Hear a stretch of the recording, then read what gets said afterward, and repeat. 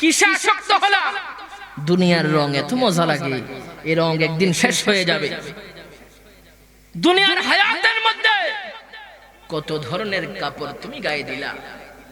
প্রশ্ন করতে চাই, শেষ কাপড়টা কি হবে বলো? দুনিয়ার কত রঙে তুমি দৌড় দিলা। মৃত্যুর সময় চারজন ছাড়া আর কোন সাথী? তোমার আপনজন, তোমার বাবা, তোমার মা, যে মা সন্তান ছাড়া এক বেলা খাবার খায় না, সন্তান ছাড়া ঘুমাতে পারে না, চিন্তায় সন্তানের জন্য মৃত্যুর পরে মাকে বলিও, মা আমি তো মরে গেলাম, আমি তো মরে গেলাম, হায়াত শেষ, বাজেট শেষ, মা আমার কবরের মধ্যে 2টা ঘন্টার জন্য একটু থাকে। মায়ের উত্তর কি হবে বাবা? জোরে বলেন না, আরো জোরে বলেন না। বাবা অনেক আপনজন, খারাপ লাগছে? খারাপ লাগলে সিগন্যাল দিবেন, আমি চলে যাব। বাবা পৃথিবীর বুকে অন্যতম একজন যোদ্ধার নাম, ঠিক না বেঠে?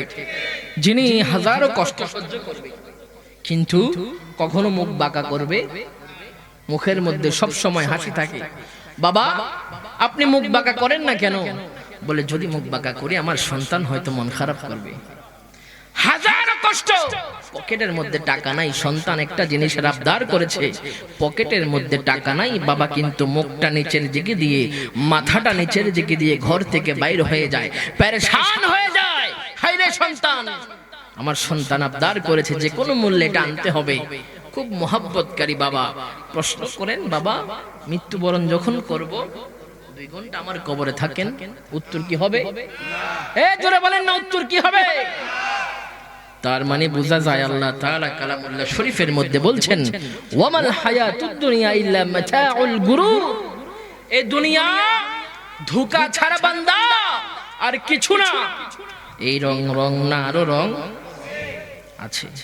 আজকে আমার যুবক যারা আছো, আমি তোমাদেরকে বলবো, তোমরা আজকে বিভিন্ন জিনিসের মধ্যে আসক্ত হয়ে যাও বাবা। তোমার মতো বহু যুবক রাস্তার মধ্যে পড়ে আছে, আজরাইল রূহ নিয়ে চলে গিয়েছে। তোমার মতো বহু যুবক আজকে দেখো ইন্তেকাল করে ফেলেছে, দাফন করার মতো মানুষ নাই। অথচ তোমার যদি একটা মোটরসাইকেল থাকে, বাস্তবতা। আলোচনার শুরুতে একটা কথা বলতে চাই, উর্দুতে একটা কবিতা আছে, কবিতা চিনেন? কবিতা, महबूब की महफिल को महबूब सजाते हैं, आते हैं वही जिनको सरकार बुलाते हैं। সুবহানাল্লাহ বলেন, আরো জোরে সুবহানাল্লাহ। বাংলা বলে দেই, নবীজির মাহফিল সাজিয়েছেন আমার নবী। সুবহানাল্লাহ বলবেন। আপনারা পুরা অম্বরপুরের মানুষ যদি চেষ্টাও করেন, আজকের একটা জান্নাতের বাগান আমরা সাজাবো, কিন্তু আমার দয়াল নবী কামলেওয়ালা মদিনাওয়ালা নূর নবী হায়াতুন নবী তিনার যদি নজর না হয়, পুরা অম্বরপুর নয় পুরা চান্দিনাবাসী মিলেও যদি চেষ্টা করেন সম্ভব। আর যদি আমার নবীর একটু নজর হয়, আমার ধনু মেম্বার সাহেবের মাধ্যমে মাহফিল সাজতে পারে। সুবহানাল্লাহ বলে, আরো জোরে সুবহানাল্লাহ। শেষের অংশের মধ্যে বলে, ওই মাহফিলের মধ্যে কারা আসবে? বলে যাদেরকে নবী দাওয়াত করেছে। আরো সুবহানাল্লাহ, আরো জোরে আওয়াজে মানি না, আরো জোরে। আপনারা হয়তো মনে করেন মাহফিল কমিটি দাওয়াত করেছে, না, নজর কিন্তু মদিনা শরীফ থেকে। কোন জায়গা থেকে? আমার বাড়ি কুমিল্লা। কোন জায়গা? কুমিল্লা। আপনাদের এখানে অনেক শীত, আমাদের এখানে শীত নাই ভাই। আমি তো ভাবছিলাম আপনাদের এখানের মতো, আমি শীতের জামাও আনি নাই। এখানে আসার পরে দেখলাম প্রচন্ড ঠান্ডা। আমার দাদা দেখছেন শাল পরে আছে, খুব আরামদায়ক ঠান্ডা। আমি এত দূর থেকে আসলাম, আমি এসেছি নাকি আমার নবী পাঠিয়েছেন? জোরে বলেন না ভাই, আরো জোরে। এই মেহফিলে আসতে পারে আমরা খুশি, আলহামদুলিল্লাহ বলেন। আমি মূল আলোচনায় যাচ্ছি। আমি আলোচনার শুরুতে কোরআনে পাক থেকে একটা আয়াত তেলাওয়াত করেছি। আমার আজকে খেয়াল ছিল না এই আয়াত পড়ার, কিন্তু আপনাদের অবস্থা দেখে আল্লাহর হুকুমে কেন জানি আয়াত মুখ দিয়ে বের হয়ে গিয়েছে। কেন বাইর হয়েছে বলবো না? আমি পড়েছিলাম ওয়ালিকুল্লি উম্মাতিন আজাল। আল্লাহ বলছেন ওয়ালিকুল্লি উম্মাতিন আজাল। এই বান্দারা শোনো, প্রত্যেকটা সম্প্রদায়কে আমি একটা নির্দিষ্ট কি দিলাম, মেয়াদ দিয়েছি, হায়াত দিয়েছি। সুবহানাল্লাহ। আজকে অম্বরপুরবাসীর কাছে আমি আরজ করতে চাই, যাদের মৃত্যুর ভয় আছে, যারা চিন্তা করেন হয়তো আমার জীবনের শেষ মাইকের আওয়াজ হয়ে যেতে পারে, আমার এলাকার আমার হায়াতের শেষ মাহফিল হয়ে যেতে পারে, আমি আপনাদের কাছে দৃষ্টি আকর্ষণ করব, এখনই কাঁথা গায়ে দিয়ে থাকলে, কম্বল গায়ে দিয়ে থাকলে লাথি মেরে ফেলে দেন, চা খাওয়ার অবস্থায় থাকলে চায়ের কাপ রেখে দেন, দৌড় দেন, ওযু করেন, মাহফিলের মধ্যে বসে যান। হতে পারে এটার ওসিলায় হাসরের ময়দানের মধ্যে আমার কামলিওয়ালা মদিনাওয়ালা নূর নবী হায়াতুন নবী শাফাআত করে দিবে। সুবহানাল্লাহ। আমরা কি খুশি না? ভাগ্যবান না? আল্লাহ বলছেন ওয়ালিকুল্লি উম্মাতিন আজাল। প্রত্যেকটা সম্প্রদায়কে আমি আল্লাহ একটা নির্দিষ্ট মেয়াদ দিয়েছি। ফাইযা জাআ আজালুহুম লা ইস্তাখিরুনা সাআতা ওয়া লা ইস্তাকদিমুন। মেয়াদ শেষ, আল্লাহ ডাক দেবে, ধনু মেম্বার সাহেব, বয়স কত দাদা? 70 বছর। মারহাবা বলেন। আরে 70 বছর তো ভাই এখন পায় না, ঠিক নেই? আমার মেম্বার সাহেব পেয়েছে, ওনার থেকে শিক্ষা গ্রহণ করা দরকার। আল্লাহ হায়াত দিয়েছে, 70 বছর বাজেট হয়েছে আমার মেম্বার সাহেবের জন্য। যেদিন শেষ হয়ে যাবে ওয়ালিকুল্লি উম্মাতিন আজাল, আল্লাহ বলবে হায়াত শেষ। হে মেম্বার সাহেব, দুনিয়ার মেম্বার ছেড়ে দাও, দুনিয়ার টাকা পয়সা ছেড়ে দাও, ধন দৌলত ছেড়ে দাও, বিল্ডিং ছেড়ে দাও, স্ত্রী ছেড়ে দাও, ছেলে মেয়ে ছেড়ে দাও, কুল কায়নাত ছেড়ে দাও, আমার ডাকে সাড়া দিয়ে চলে আসো। সুবহানাল্লাহ বলেন। শুধু কি আমার দাদার জন্য নাকি সবার জন্য? জোরে বলেন না। সবার জন্য। আজকে আপনাদের এখানে কথা বলছি, আল্লাহ হুকুম, এই কথা বলবেন না, এই আপনারা যারা কাজ করেন ইশারাতে, আজকে আপনাদের এখানে কথা বলছি, হতে পারে কালকে সকালবেলা খবর পেতে পারেন, আরে হুজুরে তো গতকালকে রাত্রে আমাদের এখানে আলোচনা করে গিয়েছিল, আজকে দুনিয়ার জমিন থেকে বিদায় পেয়ে গিয়েছে। এমন অবস্থা আমার হতে পারে কি পারে না? আরে আমরা তো সাধারণ উম্মত। ওয়ালিকুল্লি উম্মাতিন আজাল, এই আয়াত থেকে আম্বিয়াগণ যারা রয়েছেন তাদেরকেও আল্লাহ ছাড় দেয় নাই। আল্লাহ বলেছে হায়াত দিয়েছি, বাজেট শেষ, চলে আসো। সুবহানাল্লাহ বলেন। সুবহানাল্লাহ। আর এটা এমন একটা জিনিস ভাই, এই মৃত্যুটা এমন একটা জিনিস, আমাদের দেশে দল আছে না নাই? জোরে বলেন না। প্রত্যেক দলের একটা মত আছে, ঠিক না? আমি বুঝার স্বার্থে বলছি, মনে করেন আমি একটা দল করি, এই দলের পছন্দ হচ্ছে সাদা পাঞ্জাবি। আমি পাঞ্জাবি দিয়ে বোঝাচ্ছি ভাই দেশের পরিস্থিতি ভালো না, পরে আবার কি হয়ে যায়। মনে করেন আমি একটা দল করি, আমার দাদা একটা দল করে, এখানে আমার পরিচালক সাহেব একটা দল করে, তিনজন তিনটা দল। আমার দলের অভিমত সাদা পাঞ্জাবি ভালো, আমার দাদার অভিমত কালো পাঞ্জাবি ভালো, আমার পরিচালক মহোদয়ের অভিমত হলো হলুদ পাঞ্জাবি ভালো।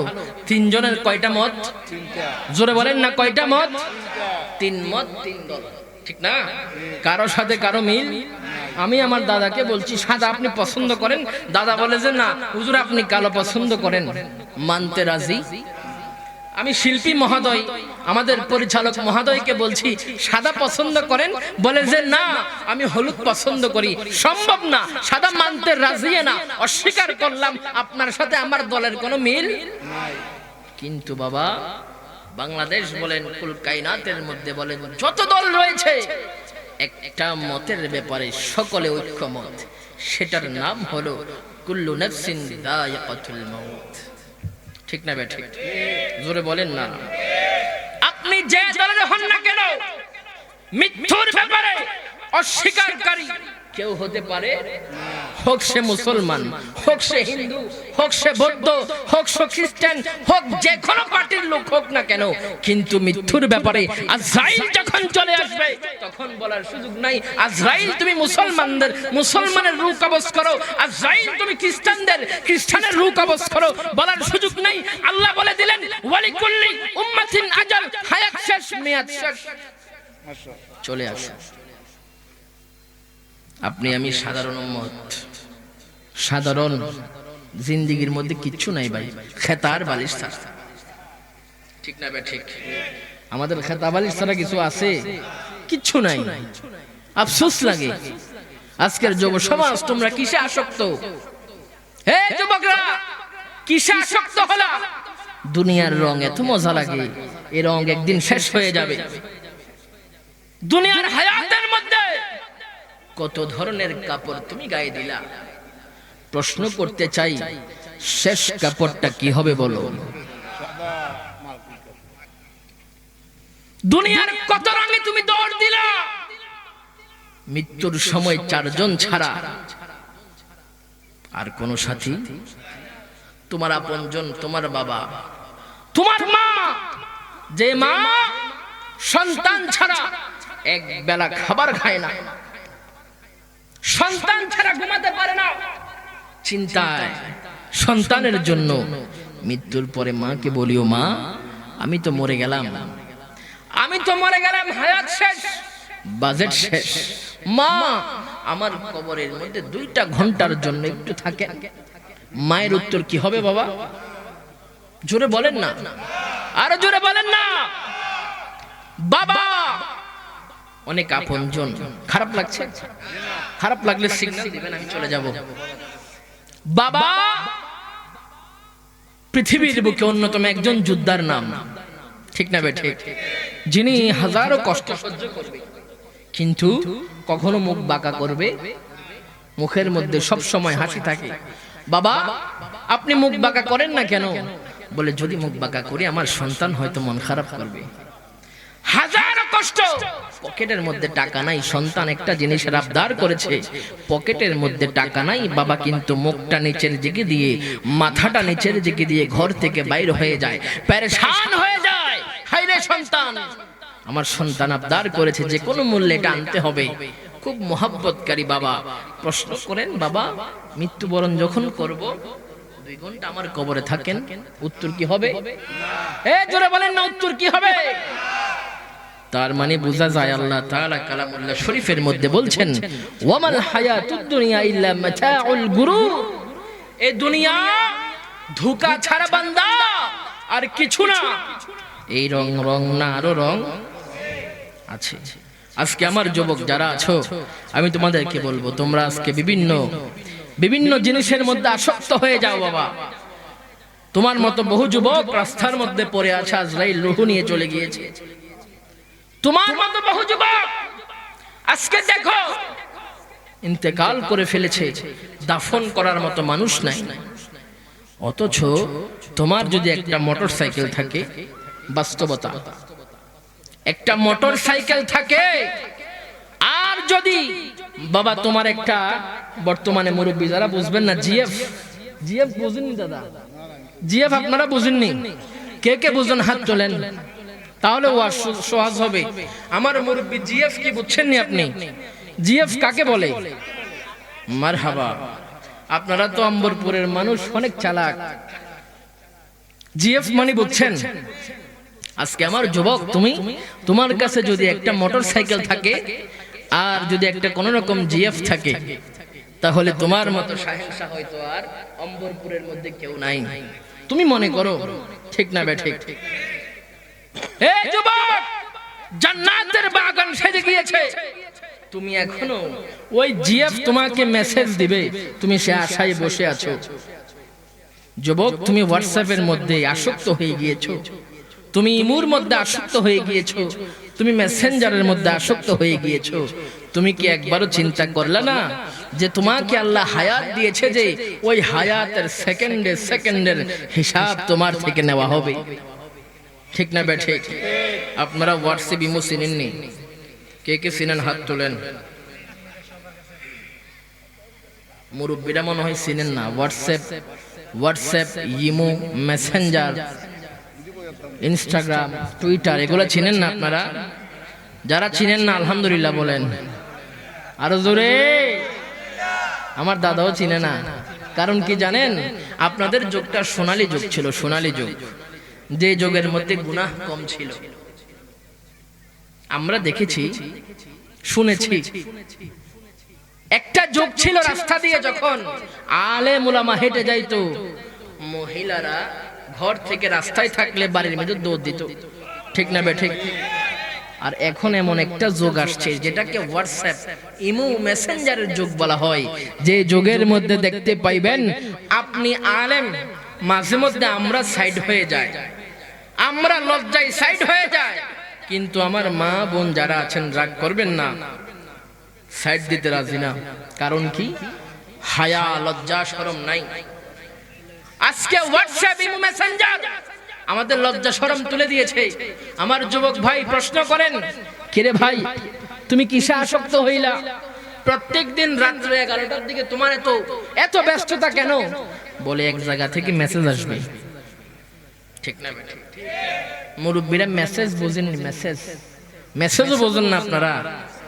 মুশকিল তো বাবা। মেসেজ মানে কি বোঝেননি আপনারা? আমি বলি, আগে মুরব্বী যারা আছেন, যাদের সন্তান বিদেশ যাইতো, বিদেশ থেকে কি লিখতো? কিসের মাধ্যমে? ডাকঘর, পোস্ট অফিসের মধ্যে আসতো না? এখন আপডেট জেনারেশন ভাই, এখন আর চিঠি লেখে না, এখন মেসেজ করে সাথে সাথে 1 সেকেন্ডের মধ্যে। আমার দাদা যদি অম্বরপুর থাকে, আমি কুমিল্লা থাকি, আমি লিখলাম হাই দাদা কেমন আছেন, দাদার কাছে 1 সেকেন্ডের মধ্যে চলে আসবে। Update generation. আমার যুবক ভাই, আজকে রাত্র যখন 11টা হয়ে যায়, আমার ভাই চেক করে মোবাইলের মধ্যে সবুজ বাতি জ্বলে কিনা। সবুজ বাতি বুঝেন? Green signal. কি সিগন্যাল? গ্রিন সিগন্যালের আশায় থাকে। আমার প্রিয় একজন ব্যক্তি গ্রিন সিগন্যালে আছে কিনা। অম্বরপুরবাসী এত সুন্দর জান্নাতের বাগান করেছে, ওই জান্নাতের বাগানের দিকে খেয়াল নাই। প্রশ্ন করেন, কিরে তোফাজ্জল তুই মাহফিলে যাবি না? তোফাজ্জল বলে না রে আমি যাব না। কেন? বলে আমার হয়তো যে কোনো সময় গ্রিন সিগন্যাল আসতে পারে। গ্রিন সিগন্যাল বুঝছেন? গ্রিন সিগন্যাল মানে ওই জায়গার মধ্যে কেউ একজন অ্যাক্টিভ আছে। আজকে আমার যুব সমাজ আসক্ত হয়ে গিয়েছে মেসেঞ্জারের পিছনে। যুব সমাজ আসক্ত হয়ে গিয়েছে হোয়াটসঅ্যাপের পিছনে। আপডেট জেনারেশনের নামে আজকে আমাদেরকে নোংরামির পথে নিয়ে যাচ্ছে। আজকে ইসলাম থেকে দূরে সরে গিয়েছি, সুন্নত থেকে দূরে আমরা সরে গিয়েছি। একবারও চিন্তা করলাম না আল্লাহ যে বললেন ওয়ালিকুল্লি উম্মাতিন আজাল, হায়াত শেষ। চলে আসো 1 সেকেন্ড, সামনেও না পিছেও না, না সামনে যাইতে পারবা না পিছে আসতে পারবা। একটা ঘটনা বলবো আপনাদেরকে।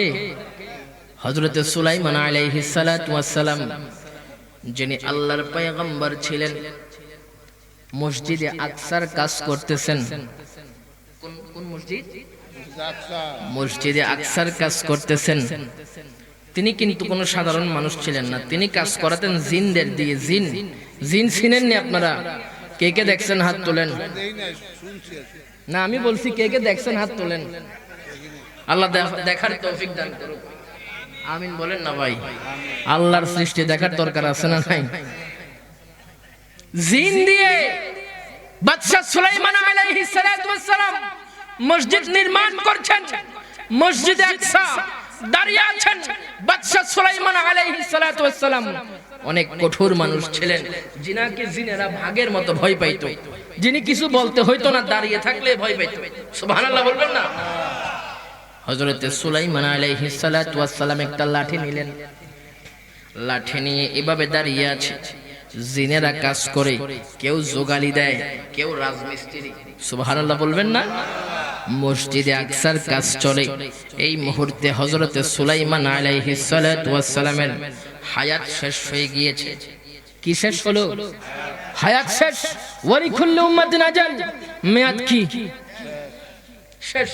আল্লাহ আজরাইলকে পাঠাইছে, আজরাইল যাও আমার বন্ধু বাদশা সুলাইমানের কাছে যাও, আমাদের আজকের প্রধান বক্তার নাম কি? সুবহানাল্লাহ বলেন না। আল্লাহ মিলিয়ে দিয়েছে, আলহামদুলিল্লাহ বলেন। আল্লাহ হুকুম দিল, আজরাইল যাও আমার বন্ধুর কাছে যাও, বাদশা সুলাইমানের কাছে যাও। যাওয়ার পরে বলো আল্লাহ পাঠিয়েছে, হায়াত কি খতম, শেষ হয়ে গিয়েছে, চলে আসেন। আজরাইল আসছে, আসার পরে বলতেছে আল্লাহ আমাকে পাঠিয়েছে, আপনার নাকি হায়াত শেষ, চলে আসেন। সুলাইমান আলাইহিস সালাতু ওয়াস সালাম বলে, এই বেটা তুমি কি বলো?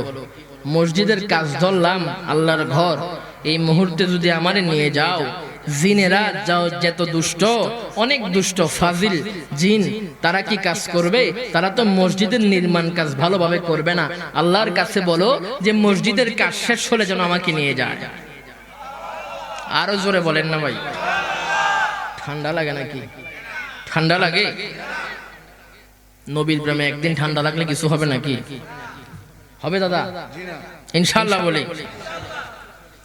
বলে হে ইসরায়েল, মসজিদের কাজ শেষ হলে আল্লাহর কাছে বলো আমাকে নিয়ে যাওয়ার জন্য, এখন যেন না নেই। আল্লাহ বলে সুলাইমান মসজিদ কারো? কয় আল্লাহ আপনার। তো নির্মাণ কে করবে? আপনি, তুমি চলে আসো। সুবহানাল্লাহ বলবেন না? হযরত সুলাইমান আলাইহিস সালাতু ওয়াস সালাম আল্লাহর পয়গম্বর। আল্লাহ বলছেন হায়াত শেষ, বাজেট শেষ হয়ে গিয়েছে, আর থাকার সুযোগ নাই, চলে আসো, চলে আসো। হযরত সুলাইমান আলাইহিস সালাতু ওয়াস সালাম আল্লাহর কাছে আরজ করার পরেও আল্লাহ বলছে থাকার সুযোগ নাই, তবে মসজিদের কাজ, মসজিদ যেহেতু আমি আল্লাহ নির্মাণ কাজ করাবো। কিভাবে করাবো? ও সুলাইমান তুমি মরবা কিন্তু পরবা না। এ সুলাইমান চলে আসো, মসজিদ আমার, কাজ আমি করাবো, তুমি ইন্তেকাল করবা, মরে যাইবা কিন্তু পরে যাইবা না। সুবহানাল্লাহ বলেন। আজরাইল যথাসময় হায়াত শেষ, রূহ নিয়ে চলে গিয়েছে। সুলাইমান আলাইহিস সালাতু ওয়াস সালাম এখনো পর্যন্ত লাঠি একটা হাতে নিয়ে দাঁড়িয়ে আছে এভাবে, রূহ কিন্তু নাই, লাঠি নিয়ে দাঁড়িয়ে আছে।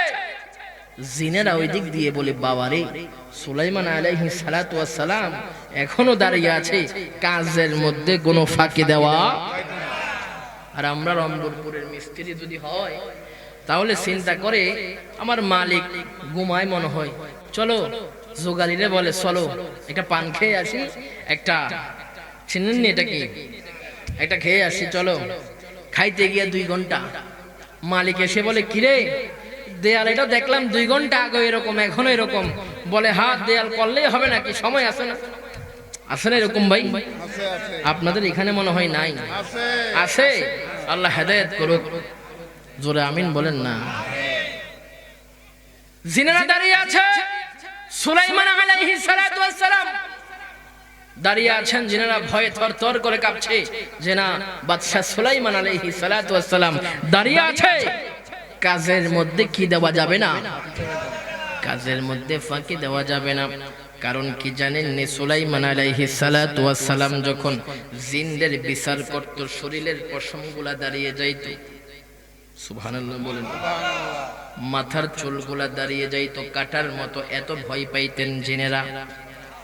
আল্লাহ ওই দিক দিয়ে সুলাইমান আলাইহিস সালাতু ওয়াস সালাম যে লাঠির মধ্যে ধরে দাঁড়িয়ে আছে, ওই লাঠিরকে আল্লাহ একটা পোকা পাঠালো। পোকা কাঠ খাই যে কি কোন আপনারা, কোন গুণ গুণ পাঠাইছে, উলু উলু আছে না, উলু পোকা পাঠাইছে, যাও সুলাইমানের লাঠি যেটা আছে খাওয়া শুরু করো। উলু একদিক দিয়ে লাঠি খাওয়া শুরু করলো। সুলাইমান আলাইহিস সালাতু ওয়াস সালাম দাঁড়িয়ে আছে, লড়ে না। ওই দিক দিয়ে জিনারা কাজ করতেই আছে ভয়ে। যেই দিন মসজিদে আকসার কাজ শেষ হয়ে গেল, উলুরও কাঠ খাওয়া শেষ হয়ে গেল। আরো জোরে সুবহানাল্লাহ বলেন। উলুর কাঠ খাওয়া শেষ, লাঠি ভেঙে গেল। সুলাইমান আলাইহিস সালাতু ওয়াস সালাম পড়ে গেলেন। মেডিকেল টিম চলে আসলো, জিনদের, মানুষের না। আমরা তো মেডিকেল টিম বসলে রোগ ধরতে 5 দিন লাগে, রোগ ধরতে ধরতে রোগী খতম, ঠিক নেই? কিন্তু জিন যারা সাথে সাথে মেডিকেল টিম বসে গেল। বসার পরে বলছে যে এই জিনেরা শোনো, সুলাইমান আলাইহিস সালাতু ওয়াস সালাম এটা তো আজকের মৃত নয়, ইন্তেকাল তো আজকে করে নাই, আরো আগে করেছে। সুবহানাল্লাহ বলেন। কি বুঝলেন? সময় শেষ, সময় শেষ, চলে যেতে হবে। শুধু কি সুলাইমান আলাইহিস সালাতু ওয়াস সালাম নাকি আপনি আমি সবাই, নাকি আল্লাহর কাছে স্ট্যাম্প করে আসছেন আল্লাহ কিয়ামত পর্যন্ত থাকবো? তো আমার তো আফসোস লাগে ভাই, অম্বরপুরবাসী আপনাদের সমাজের মধ্যে আর মানুষ কোথায়? আমরা তো মেহমান, ঠিক না? আজকে আপনারা যদি আমাদেরকে ভালোভাবে আপ্যায়ন করেন, কালকে যখন আমরা আরেকটা মাহফিলে যাব বলবো আমরা অম্বরপুর মাহফিলের মধ্যে গিয়েছিলাম, মানুষগুলা দেখলাম আল্লাহওয়ালা। আরো জোরে। কিন্তু আজকে আপনারা যা করছেন আমি অবাক হয়ে গেলাম। মানুষের কি মৃত্যুর ভয় নাই? মানুষের কি মৃত্যুর ভয় নাই? আমি আবারও আরজ করব, যারা এখনো আমাদের আলোচক রয়ে গিয়েছেন, যারা এখনো বাহিরে ঘোরাফেরা করেন অথবা মেসেঞ্জারের মধ্যে মেসেজিং করছেন, আমি বলবো ফেলে দেন, ওযু করেন, মাহফিলে চলে আসেন, তাকদীর পাল্টিয়ে যাবে। সুবহানাল্লাহ। কারণ মৃত্যু আপনার আমার যে কোনো সময় আসতে পারে। মৃত্যু যখন আসবে বাবা, কেউ আপনাকে ধরে রাখতে পারবে না। মৃত্যু আসলে আপনাকে চলে যেতেই হবে। মৃত্যুকে ভয় করে হলেও আজকের মেহফিলের মধ্যে চলে আসেন, হয়তো তাকদীর পরিবর্তন হয়ে যাবে। না, ধন্যবাদ। দেখেন মৃত্যু কি জিনিস। হযরতে মূসা আলাইহিস সালাতু ওয়াস সালাম, যিনি আল্লাহর পয়গম্বর ছিলেন, যিনার লাকাব হলো কালিমুল্লাহ। কি লাকাব? কালিমুল্লাহ। যিনি আল্লাহর সাথে ফোনে কথা বলতেন, মানে অডিও কল। অডিও কল বুঝছেননি? অডিও দেখা যায়। মূসা আলাইহিস সালাতু ওয়াস সালাম আল্লাহর সাথে অডিও কলে কথা বলতেন তুর পাহাড়ের মধ্যে গিয়ে। মূসা আলাইহিস সালাতু ওয়াস সালামের হায়াত শেষ হয়ে গেল। আল্লাহ আজরাইল পাঠিয়ে দিলেন, আজরাইল যাও। যাওয়ার পরে কি করবা?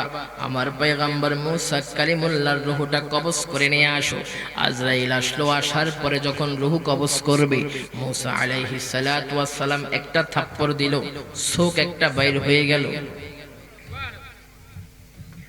বানানো কথা নয়, বুখারী শরীফের হাদিস। বুখারী শরীফের হাদিস। চোখ বাইর হয়ে গিয়েছে। আজরাইল আল্লাহর দরবারে গেল, আল্লাহ আপনার পয়গম্বর আসতে চায় না। উল্টা দেখেন আমার চোখ একটা বাইর করে ফেলছে থাবরের লগে। মূসা আলাইহিস সালাতু ওয়াস সালাম খুব জজবাওয়ালা ছিল, খুব গরম মানুষ ছিলেন। কেমন গরম শুনবেন নি রাগ সম্পর্কে। মূসা আলাইহিস সালাতু ওয়াস সালামের জামানার মধ্যে তিনার কওমদের মধ্যে কিছু সংখ্যক মানুষ ছিল যারা পাপাচারের মধ্যে লিপ্ত থাকতেন। কোন কাজে? গুনাহের কাজে লিপ্ত থাকতেন। আল্লাহ এত রাগান্বিত হলেন, আল্লাহ জিব্রাইলকে বললেন পাহাড় একটা তুলে একেবারে শেষ করে দাও, পুরো কওম শেষ করে দিল। মূসা আলাইহিস সালাতু ওয়াস সালাম আল্লাহরে বলে, আল্লাহ অন্যায় করছে দুইজন, তুমি যে পুরো সবগুলারে শেষ করে দিলা, আমার মনটা বড় খারাপ। মন খারাপ করে মূসা আলাইহিস সালাতু ওয়াস সালাম গাছের নিচে বসে রইলেন। ওই গাছের নিচ দিয়ে একদল পিপিলিকা যায়। পিপিলিকা চিনেননি আপনারা? কি বলেন? পিঁপড়ার দল যায়। পিঁপড়ার দলের মধ্যে একটা পিঁপড়া দল থেকে বাইর হয়ে মূসা আলাইহিস সালাতু ওয়াস সালামের পায়ের মধ্যে কামড় দিয়ে দিল। আমরা সমাজে আছে না এরকম কিছু? মনে করেন একটা কাজে যাইতেছে, একটা কাজে আর কি, হেতের আর কোনো কাজ নাই, হেতে দল থেকে বাইর হইয়া আরেক বেড়ার গাছের আম খেয়ে ফেলে টান দিয়ে। আছে না নাই? ওই রকম এক পিঁপড়ার দলের মধ্যে একটা পিঁপড়া ছিল, যে পিঁপড়া দল থেকে বাইর হইয়া মূসা আলাইহিস সালাতু ওয়াস সালামের পায়ের মধ্যে কামড় দিয়ে দিল। মূসা আলাইহিস সালাতু ওয়াস সালামের মেজাজ এমনও খারাপ। কারণ কি? আল্লাহ পুরো কওমকে ধ্বংস করে দিয়েছে, মেজাজও খারাপ, আবার কামড়ও দিছে। লাল পিঁপড়া চিনেননি আপনারা? লাল পিঁপড়া কামড় দিলে মনে হয় অনেক মজা লাগে। হ্যাঁ, আপনাদের অম্বরপুরে লাল পিঁপড়া আসেনি? কামড় দেয়নি নাকি ভদ্র? হ্যাঁ, একটু চেক করিয়েন কালকে সকালবেলা, পারবেন না ইনশাআল্লাহ? একটু চেক করবেন আর কি, লাল পিঁপড়া কামড় দেয়নি, কামড় দিলে কেমন লাগে একটু দেখবেন। জানা দরকার আছে না ভাই? ওই পিঁপড়া যখন কামড় দিল, মূসা আলাইহিস সালাতু ওয়াস সালাম রাগের ভসে সকল পিঁপড়ার দল পা দিয়ে পিষে ফেলল। আল্লাহ বলে, এ মূসা, কামড় কয়টা দিছে রে? কয়েকটা। মারছো কয়টা? সবগুলা। কয় এটাই আমি আল্লাহর কুদরত। সুবহানাল্লাহ বলেন না। ওই মূসা আলাইহিস সালাতু ওয়াস সালামের কাছে আজরাইল আসলেন, থাপ্পড় দিয়ে চোখ ফেলে দিলেন। আল্লাহর দরবারে আরজ করলো, আল্লাহ চোখ ফেলে দিল, কি করব? বলে, তুমি মনে হয় আমার পয়গম্বরের কাছে গিয়েছো, আমার কালিমুল্লাহর কাছে গিয়েছো, হয়তো তোমার কোনো আচার আচরণ ঠিক হয় নাই, এই জন্য তোমাকে থাপ্পড় মেরেছে। যাও, সূত্র শিখিয়ে দিলাম তোমাকে, একটা টেকনিক শিখিয়ে দিলাম, একটা বুদ্ধি শিখিয়ে দিলাম। আমার পয়গম্বরের কাছে গিয়ে বলবা, আল্লাহ পাঠিয়েছে আপনাকে, আপনার কাছে যদি এখন যান তাহলে আল্লাহর সাথে ভিডিও কলে কথা বলতে পারবেন। সুবহানাল্লাহ বলেন। কারণ মূসা আলাইহিস সালাতু ওয়াস সালামের জীবনে একটা স্বপ্ন ছিল আল্লাহকে দেখার। সুবহানাল্লাহ বলেন না। আল্লাহ আজরাইলের সূত্র শিখাই দেয়, বুদ্ধি শিখাই দেয়। কোরবানি দেননি আপনারা? বড় গরু যদি হয়, দেখবেন 20 জনে মিলে এটা শোয়াইতে পারে না, বুঝুন না 2 জনে কি করে শোয়াই ফেলে। হিকমত, এটার নাম কি? হিকমত। আল্লাহ শিখিয়ে দিলেন আজরাইলকে, যাও, যাওয়ার পর আমার কালিমুল্লাহর কাছে বলো যে যদি আমার সাথে এখন যান তাহলে আপনি আল্লাহর সাক্ষাৎ পাবেন। আপনার জীবনের একটা স্বপ্ন আল্লাহকে ভিডিও কলে, মানে সরাসরি দেখা, সেটা দেখতে পারবেন। যাও, গিয়ে বলো আমার কালিমুল্লাহর কাছে। আজরাইল আসছে, আসার পরে সালাম দিয়েছে, আসসালাম।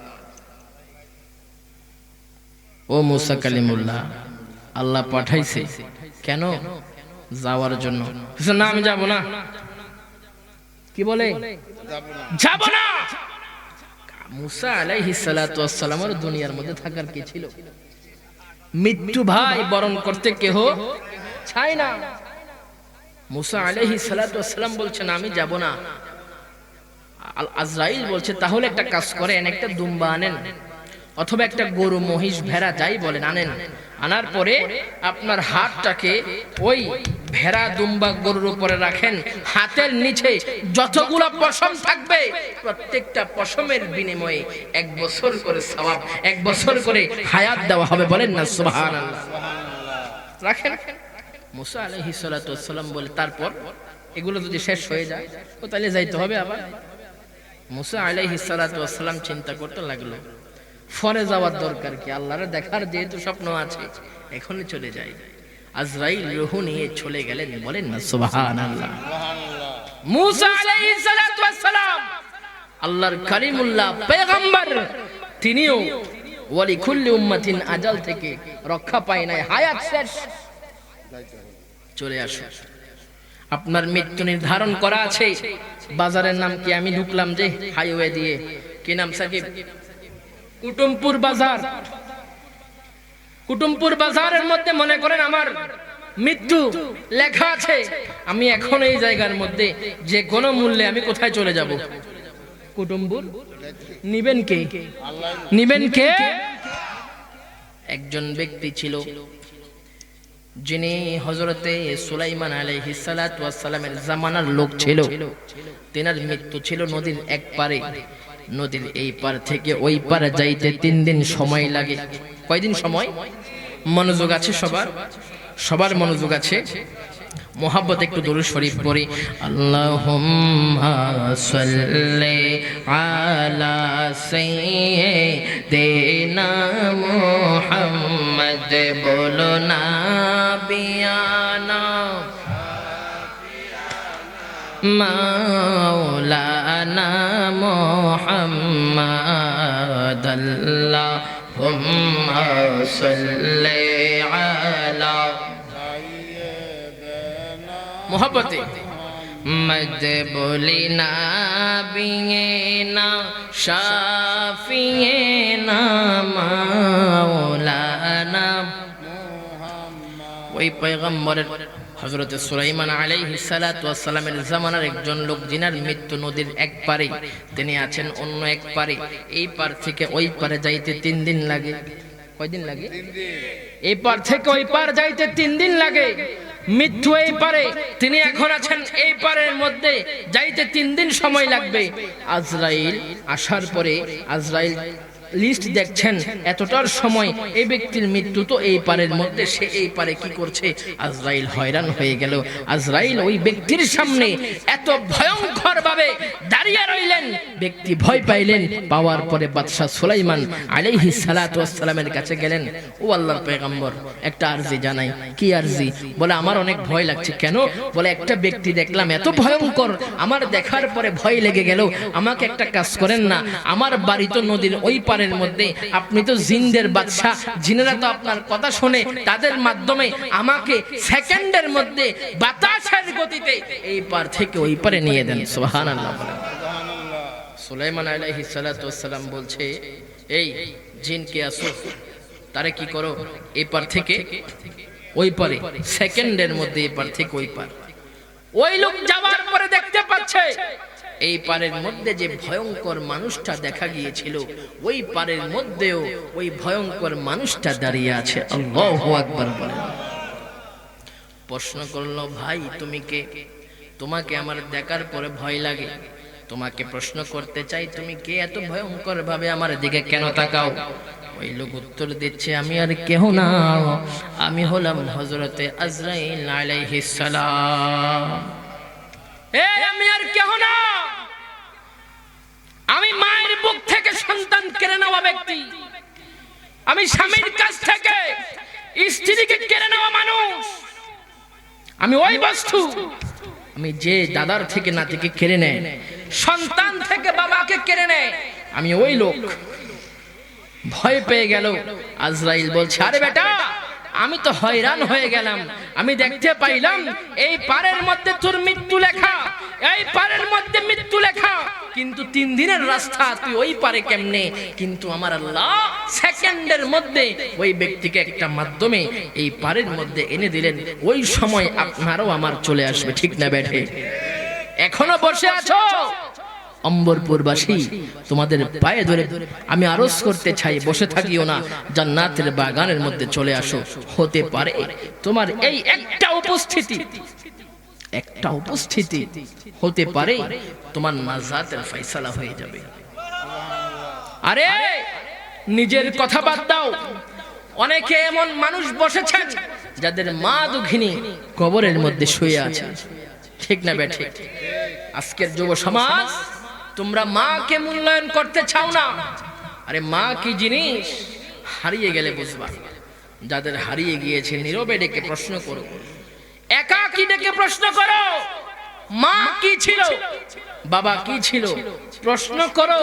যদি মা বাবাকে সচ্চা মোহাব্বত করনে वाला হয়ে থাকে, চোখ দিয়ে পানি ধরে রাখতে পারবে না। মা এমন এক জিনিস বাবা, তুমি যত বড় বুজুর্গ হও না কেন, মায়ের যদি একটু বরদোয়া লাগে, তোমার বুজুর্গি, তোমার আমল, তোমার টাকা পয়সা, তোমার সম্মান, তুমি অনেক বড় বুজুর্গ ব্যক্তি, মায়ের মনে কষ্ট দিয়েছো, তোমার বুজুর্গি কাজে আসবে? কারণ কি? মা ওই রকম একটা জিনিস, মা ওই রকম একটা জিনিস। হাজারো আমল করার পরে মায়ের কথা, মায়ের মনে যদি একটু 1 ফোঁটা কষ্ট লেগে যায়, তোমার গোটা জিন্দেগির আমল বরবাদ হয়ে যাবে, ঠিক না বেটা? আমি বলতে চেয়েছিলাম, একজন আল্লাহর ওলি, জিনার নাম বুখারী শরীফের মধ্যে আছে। কোন কিতাবের মধ্যে?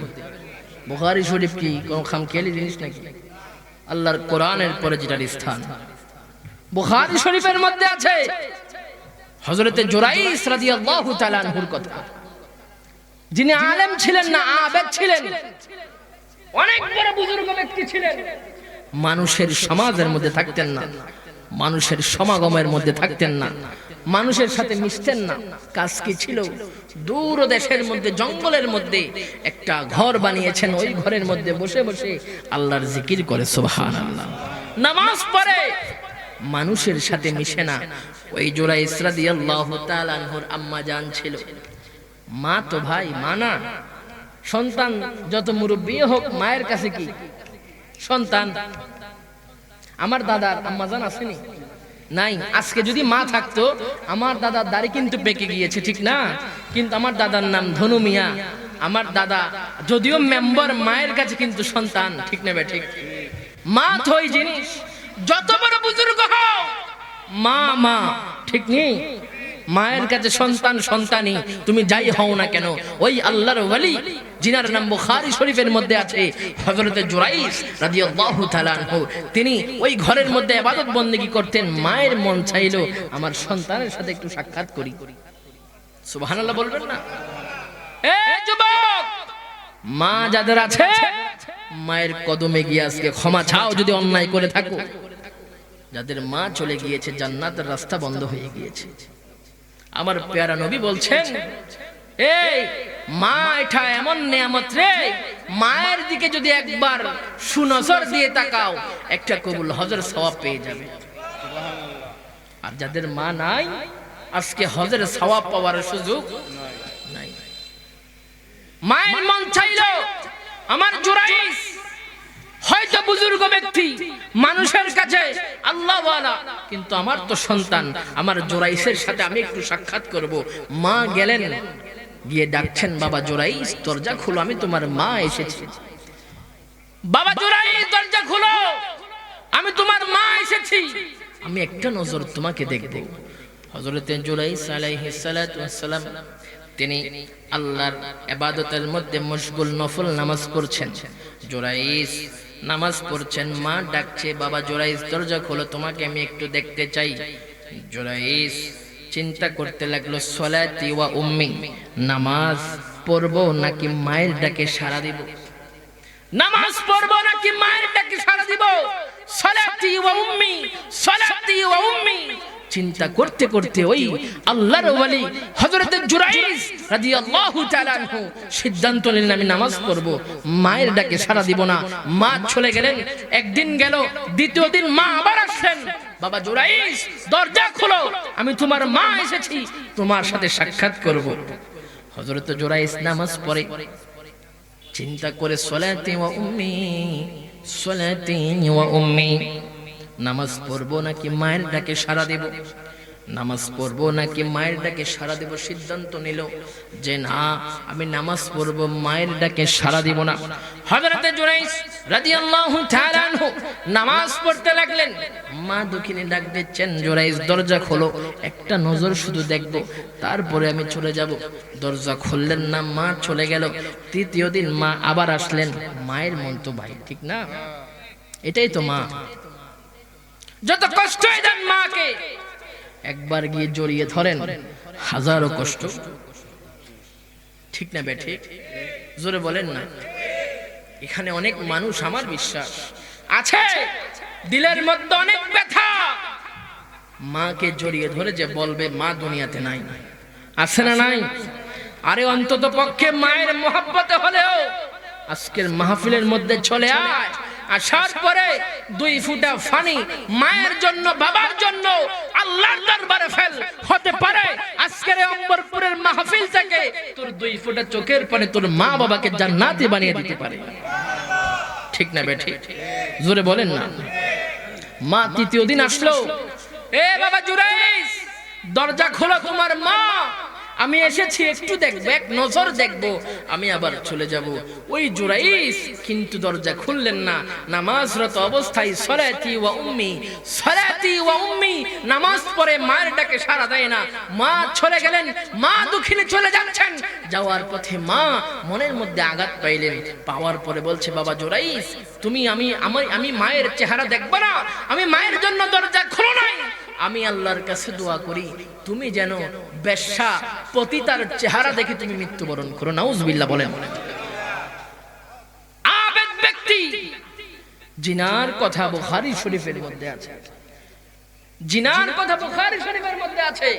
মা বলছে, আমি 3 দিন আসলাম রে বাবা, দরজা খুললি না, আমি মা আজকে বলে দিলাম বেশ্যার চেহারা দেখে ইন্তেকাল করবি। মা চলে গেলেন। জুরাইস নামাজ পড়ছে, নামাজ পড়ছে। ওই সমাজের মধ্যে একজন মহিলা ছিল, খারাপ মহিলা। ওই মহিলা লক্ষ্য করতে লাগলেন, জুরাইসের কাছে মানুষ আসে, গাছের মধ্যে প্রথম আম ধরছে। আপনাদের এখানে আছে কিনা জানি না, গাছের মধ্যে প্রথম আম ধরলে ইমাম সাহেব হুজুরের রুমের মধ্যে পাঠিয়ে দেয়, আছে না নাই? আলেমদেরকে মহব্বত করে গাছের মধ্যে প্রথম একটা পেঁপে ধরছে, আগে আমার মসজিদের হুজুর খাবে, আছে না নাই? আর এই মহব্বত করনেওয়ালা মানুষগুলো চলে যাচ্ছে। দাড়ি পাকা মানুষ দেখলে আফসোস লাগে। কি আফসোস লাগে? এই মানুষগুলো যখন চলে যাবে, এই দুনিয়া থেকে দ্বীনে ইসলামও চলে যাবে। আস্তে আস্তে দ্বীনে ইসলাম উঠে যাচ্ছে। ওই এলাকার মানুষ গাছের প্রথম ফল জোরাইসের কাছে নিয়ে যাইতেন। কেন? আল্লাহওয়ালা ব্যক্তি ছিল, মানুষ তাকে সম্মান করত। কিন্তু মায়ের বদদোয়া, মৃত্যুর আগে বেশ্যার চেহারা দেখে ইন্তেকাল করবি, মা বদদোয়া দিলেন। মা যদি বদদোয়া দেয়, পিস্তলের গুলি মিস হতে পারে, মায়ের বদদোয়া মিস হওয়ার কোনো উপায় নাই। আবার দোয়া করলেও, এজন্য যাদের মা এখনো আছে পায়ে ধরে দোয়া কর। আমার চেয়ারম্যানকে জিজ্ঞাসা করো, মেম্বারকে জিজ্ঞাসা করো, এই মেম্বার হয়েছো, ফজিলত কি? বলবে মায়ের দোয়া। হয়তো মা দোয়া করেছিল, মা দোয়া করেছিল, আজকে মেম্বার হয়েছে। ইমাম বুখারী চোখে দেখছেন না, কম দেখতেন চোখে, মা দোয়া করলো, আল্লাহ আমার ইমাম বুখারীকে চোখের দৃষ্টি শক্তি ফিরিয়ে দাও। মায়ের দোয়া এমন দেওয়া দিয়েছে যিনি জগৎ বিখ্যাত বুখারী শরীফের লেখক হয়ে গিয়েছে। আর জোরে সুবহানাল্লাহ। চোখে দেখতেন না, কিন্তু ইমাম বুখারী সাদারাতে বসে বসে কি লিখতেন? হাদিস লিখতেন। সুবহানাল্লাহ বলবেন না? সুবহানাল্লাহ। আর জোরে। ওই বেশ্যা মহিলা হযরত জুরাইসের দিকে নজর গেল, চিন্তা করতে লাগলো হযরত জুরাইসকে সমাজের সকল মানুষ ইজ্জত করে, মোহাব্বত করে, তাকে কিভাবে বেইজ্জতি করা যায়। হুকুম কার? আল্লাহ। কারণ কি? মায়ের বদদোয়া। বেশ্যা মহিলা জুরাইসকে খারাপ প্রস্তাব দিলেন। হযরত জুরাইস আল্লাহওয়ালা ব্যক্তি, প্রস্তাবের মধ্যে রাজি হয় নাই, প্রস্তাবকে প্রত্যাখ্যান করলেন। ওই মহিলা একটা রাখালের সাথে জেনা করলো। নাউজুবিল্লাহ বলেন। একটা রাখালের সাথে জেনা করলো। জেনা করার পরে গর্ভের মধ্যে একটা বাচ্চা চলে আসলো। বাচ্চা দুনিয়াতেও চলে আসলো। সমাজের সকল মানুষ মহিলাকে ধরলো, কিরে তোমার এখনো বিয়ে হয় নাই, বাচ্চা কোত্থেকে আসলো? মহিলা বলতেছে এই বাচ্চা হলো জুরাইসের। বলেন না নাউজুবিল্লাহ। সমাজের সকল মানুষ ক্ষিপ্ত হয়ে গেল, রাগান্বিত হয়ে গেল, দলবল নিয়ে জুরাইসের ইবাদতখানা ভাঙতে গেল। ইবাদতখানা ভাঙলো, আনলো, মারধর করলো। মারধর করার পরে জুরাইসকে বলছে, ভণ্ড, তুমি ভণ্ড, তুমি নামদারি, তুমি মানুষকে দেখানো ইবাদত করো, আসলে তোমার চরিত্র ভালো। আসলে কি চরিত্র খারাপ নাকি? চরিত্র ভালো। মা বদদোয়া দিয়ে দিয়েছে, লেগে গিয়েছে। হযরত জুরাইস ডাক দিয়ে বলে, সমাজের মানুষ শোনো, আমাকে কেন মারছো বলো বলো বলো। সমাজের মানুষ বলছে এই মহিলার গর্ভের মধ্যে তোমার সন্তান দুনিয়ার জমিনের মধ্যে এসেছে, তুমি খারাপ কাজ করেছো। জুরাইস বলছে যেই সন্তান দুনিয়ার জমিনের মধ্যে এসেছে তাকে আমার সামনে নিয়ে আসো। ছোট বাচ্চা, একদিন বয়স, 2 দিন বয়স, নিয়ে আসো, আমি জুরাইসের সামনে নিয়ে আসো। ছোট বাচ্চাকে আনা হলো। ছোট বাচ্চাকে আনা হলো। আনার পরে ছোট বাচ্চাকে প্রশ্ন করা হলো, এই বাচ্চা তোমার বাবাকে বলো। ছোট বাচ্চার জবান খুলে গেল। আল্লাহ জবান খুলে দিল। ছোট বাচ্চা সাক্ষী দিল, আমার বাবা জুরাইস নয়, আমার বাবা হলো মুকরাখা। বলেন না আল্লাহু আকবার। কুদরত কার? কুদরত কার? সমাজের মানুষ লজ্জিত হলো, বলে জুরাইস তোমার কাছে আমরা কি হলাম? লজ্জিত হলাম, তোমার সাথে আমরা যে আচরণ করেছি এই আচরণ ঠিক হয় নাই। ও জুরাইস আমাদেরকে ক্ষমা করে দাও, তোমার যে ইবাদতখানা আমরা ভেঙেছিলাম স্বর্ণের পাথর দিয়ে, স্বর্ণের ইট দিয়ে, ওই ইবাদতখানা আমরা নির্মাণ করে দেব। হযরত জুরাইস বলছে সমাজের মানুষ শোনো, তোমাদের দোষ নয়, এটা তোমাদের দোষ নয়। তোমরা হয়তো মনে করো আমি আল্লাহওয়ালা, আমি বুজুর্গ ব্যক্তি, কিন্তু আমি জানি এই আজকের যে লজ্জিত আমি হয়েছি, আজকে যে লাঞ্ছিত আমি হয়েছি, এটার জন্য আমি দায়ী। কারণ হলো আমি হায়াতের মধ্যে আমার মায়ের বদদুয়া আমি নিয়েছিলাম। এই যারা আছো যুবক, মায়ের সাথে বেয়াদবি করো, মায়ের সাথে বেয়াদবি করো, বাবার সাথে বেয়াদবি করে ফেলো। হতে পারে তোমার মা অম্বরপুর গ্রামের মহিলা, হতে পারে তোমার মা কখনো পড়ালেখা করে নাই, অশিক্ষিত, হতে পারে তোমার মা কালো, হতে পারে তোমার মা বিদ্যা হয়ে গিয়েছে, শরীরে শক্তি নাই, হতে পারে তোমার মায়ের কাছে টাকা নাই, কিন্তু মনে রাখবা এটাই তোমার জন্য জান্নাত। ইমাম মালিক মায়ের খেদমত করতেন প্রত্যেক দিন। খেদমত করতে গিয়ে প্রত্যেক দিন মায়ের শরীরের মধ্যে তেল মালিশ করে দিতেন। সুবহানাল্লাহ বলেন। তেল মালিশ করার পরে যখন পায়ের তালুর মধ্যে তেল মালিশ করতেন, করার পরে মায়ের পায়ের মধ্যে একটা চুমু দিতেন। সুবহানাল্লাহ বলেন। মা প্রশ্ন করত, মালিক তুমি পায়ের মধ্যে চুমু দাও কেন? বলো, মা তোমার কাছে মনে হইতে পারে এটা পা, কিন্তু আমার কাছে তো মনে হয় এটা আমার জান্নাত। সুবহানাল্লাহ বলবেন না? আরো জোরে সুবহানাল্লাহ। মায়ের মহব্বত করবো ইনশাআল্লাহ, ইনশাআল্লাহ বলি। এরকম কোন কাজ করা যাবে না যেই কাজে মা নারাজ হয়ে যাবে। এরকম কোন কাজ করা যাবে না যে কাজে বাবা নারাজ হয়ে যাবে। তুমি বুজুর্গ ব্যক্তি, তোমার আমলের অভাব নাই, তুমি যত বড় পয়সাওয়ালা হও, সম্মানওয়ালা হও, মায়ের বদদুয়া একটু নিলে বরবাদ হয়ে যাবে। মা বাবার খেদমত দরকার আছে না নাই? আজকে হয়তো আমাদের সমাজে যেটা হয় আর কি, নতুন বিবি তুমি পেলে মাকে ভুলে যাও, নতুন বউ পেলে মাকে ভুলে যাও। মনে রাখবা, তুমি যদি ওনাদের দুইটার দেখে ঘর থেকে বাইর হও, বিবি কিন্তু ঘুমাবে। একজন ব্যক্তি যিনি তোমার কথা চিন্তা করবে, তেনার নাম কি বলেন? আরো জোরে বলেন, আরো জোরে। মায়ের মহব্বত দরকার আছে না নাই?